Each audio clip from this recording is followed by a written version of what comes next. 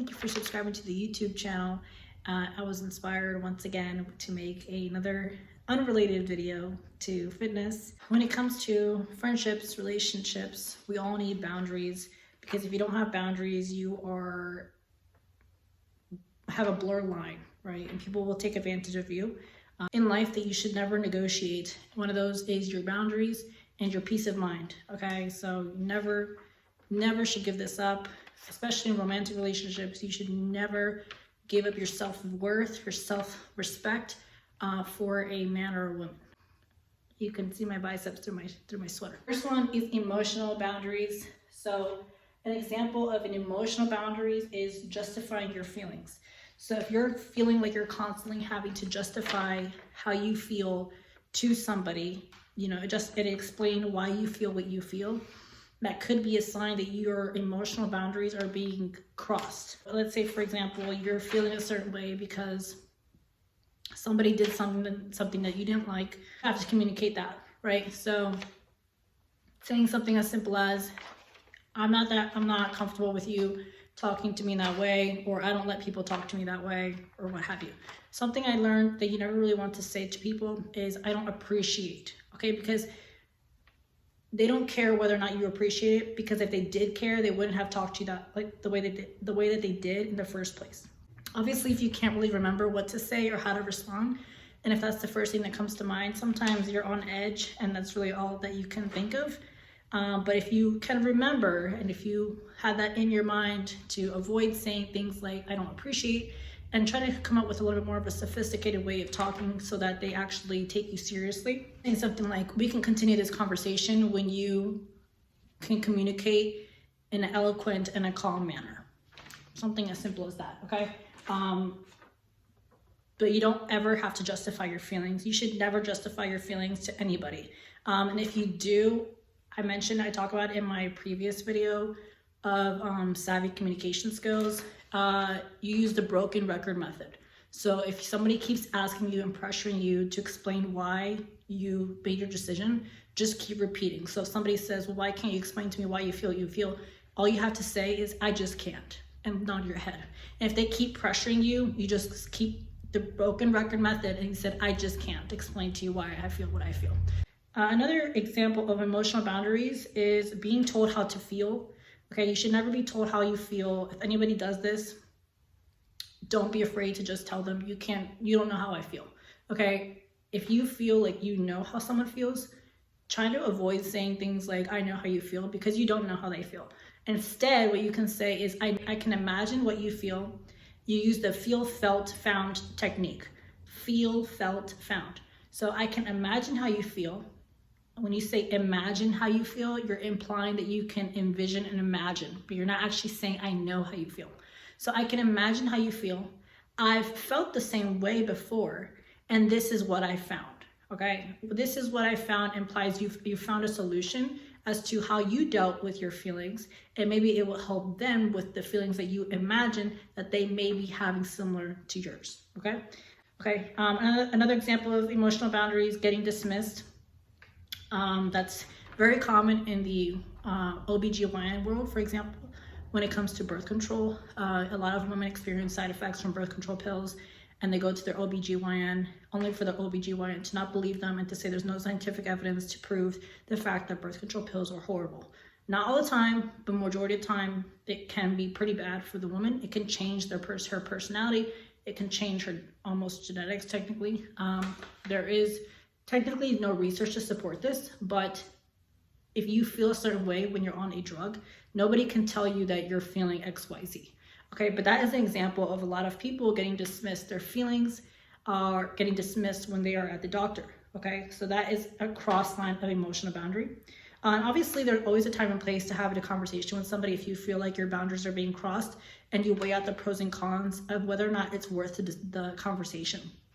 So something like visiting your doctor when you're only seeing them one time a year, maybe it's not worth the conversation. But if you see them very often, and if you feel like you're not able to take over your own health, you're not able to take control, and you feel like you're having to rely on the doctor, then yes, you need to converse with them and say that, my feelings are valid and this is what I'm experiencing. So you need to stop talking and listen to what I have to say. Okay, don't dismiss how I feel. Sometimes you have to be that upfront with some people because they just don't seem to understand when you're trying to explain to them in a kind manner. And sometimes you just kind of have to hit the bullet on the spot. Emotional boundaries that are crossed is when somebody dumps their emotions on you. So if you have a friend or somebody that you know that calls you and tells you their whole life story and exactly what happened in their day, okay, it's okay to tell them, hey, I'm really not in a position right now at this moment in time to listen to what's going on. I'm available, this weekend, we can talk about it, okay? But you shouldn't ever have to be available all the time for somebody to listen to what's going on and kind of be their emotional punching bag. Okay, so that's emotional. Next one is material. So material, like setting boundaries with your material stuff. So an example is sharing, okay? So you don't have to always share your stuff. Now, I'm gonna actually relate this really quickly to fitness. If you have, like, let's say, for example, a home gym, okay, you don't want people in your home because of privacy reasons. It's totally okay to say no, okay? Like if you had a home gym during COVID and maybe you felt guilty, say no to people that didn't have access to a gym, but you did. You shouldn't feel guilty for saying no to them. It's your home. You have the right to let in who you want, who you don't want. So you have a say in the stuff that you want to share. So don't be afraid to just say, I'm not willing to share this. Next one is time. So people's time is precious, okay? Giving somebody your time is a gift. Okay, everybody's time is valuable. Okay, attention is power. So if you're talking to somebody and they're obviously not listening to you, their eyes are wandering or their eyes are on their phone because they could care less about what you have to say, okay, you have every right to leave that conversation or just simply walk away. Your time, your energy is worth something. You are worth something. And if somebody doesn't value you, if somebody values you, they will not put themselves in a position to lose you. Okay, let me say that again. If somebody values you and respects you, they will not put themselves in a position to lose you. So an example is if you have a job and you need your job, you will not put yourself in a position to lose your job. You're going to do everything you can to show up on time, to do well your job, to respect your supervisor, to respect your coworkers, to do your job well. Okay, same thing with friendships, relationships, business relationships, what have you.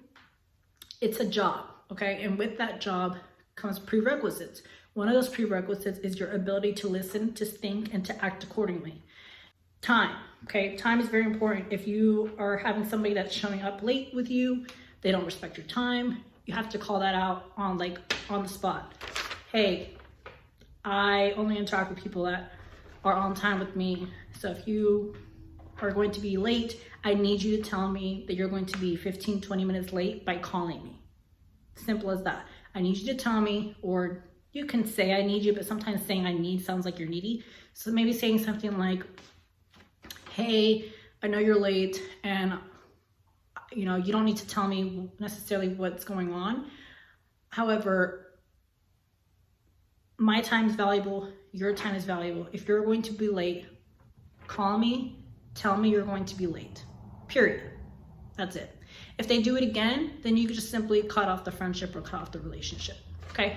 It obviously depends on the context. Sometimes you can't always do that, but if it's like a friend or like a romantic partner or you're dating, okay, it's not worth your time. There's people out there that are punctual and that are worth your time and that will meet your standards if you have standards. Okay, you always have to have standards. Another example of time boundaries, crossing your time, your punctuality boundaries, if you will, is if you tell someone to stop contacting you and they continue to contact you, okay, that is leads into harassment. One time is more than enough. If they persist, then there's obviously a time and place, and now we have a feature on phones called block, right? You can block the person. But if after maybe a month they continue, you can remind them gently and kindly, because you don't want them to use your words against you, and just repeat your last message. Please stop contacting me, period, right? And if they persist, you just simply block until they get the message. But that is a boundary that is obviously being crossed because they don't respect your decision. An example of boundaries being crossed is Not respecting people's space, so disrespected because you can't get your space around people. This happens around certain demographics, certain ethnic groups. I won't specify which one, but there definitely are certain cultures where they don't seem to have that kind of etiquette. So if you do feel like your space is being, crossed, like your personal space, you need to say something firsthand, okay? Think of it like this. If you don't say anything the first time, you're essentially just letting it happen, right? Because you teach people how to treat you. So I'll give you an example. If you have an Uber, or if you're going to get some Uber Eats, you're going to order some food through Uber Eats, and you order your food and it's going to cost you $20. Okay, you pay for the food, you check your credit card to see if they charged you the $20. Let's say the next day after you order your food, you notice that they didn't charge your credit card. You wait the next day, they still didn't charge your credit card. On the third day, you check, still no charge. So you decide to test the system again. You go to Uber Eats again, you order another plate, $20, same order, same food, same credit card, and they still don't charge your card. You try after the third day, you check your credit card after the third day of the second order, they still didn't charge your credit card. So now you are having an opportunity to take advantage of the fact that they're not charging you for the food that you're eating. So you continue for the next year, 365 days, ordering the same food every day for free because they didn't catch the credit card that they were supposed to charge. And all of a sudden one day they decide, oh, we have a glitch in the system. We didn't notice that we weren't charging you for all those days, so we have to pause or stop or decline your account, if you will. Same thing in friendships and relationships. The person that's not checking whether or not they're charging your card is you. So if you are not telling people how to treat you, you are essentially giving them a free ride. Why should they have to pay if you're not even asking, right? So if you do not ask them to treat you in the way that you want to be treated, they will never give it to you because you're not asking them. You're not telling them this is the way I ask people to treat me. Okay, so very simple. It starts with the little things, and sometimes you just have to be very, blunt, very forward, and there's nothing wrong. It's not rude to be blunt and to be forward and direct. Some people appreciate that, and in fact, most people appreciate that. Just be very straightforward. I don't like the way you're talking to me, period. It's not rude. I just don't like the way you're talking to me, or something as simple as, I don't allow people to talk to me the way that you are. So if we want to continue this conversation, I'm going to have to ask you to change the way you're speaking to me. Right? That's simple. It's easier said than done because sometimes emotions can run high, but it's effective if you just practice in the mirror with yourself. Now, how this even relates to fitness? If you're in the gym, you're using your equipment, sometimes people want to rush you. Don't rush yourself, okay? First come, first serve. If you're at a machine, you're using a piece of equipment, if they come at a bad time, that's their problem, okay? You're using your piece of equipment, don't ever feel like you have to rush to accommodate to their needs, okay? It is a gym, it is, free for all, so to speak. It's, open to the public, but at the same time, it is first come, first serve. So if I go to the gym and if I'm using a barbell, I'm squatting or deadlifting, because like I mentioned in my powerlifting video, some people can be rude and feel like they're entitled to the rack. Well, you're not entitled, okay? I'm just as important as you are, okay? I got here first, so I'm gonna take my time, and when I'm done, then you can use it.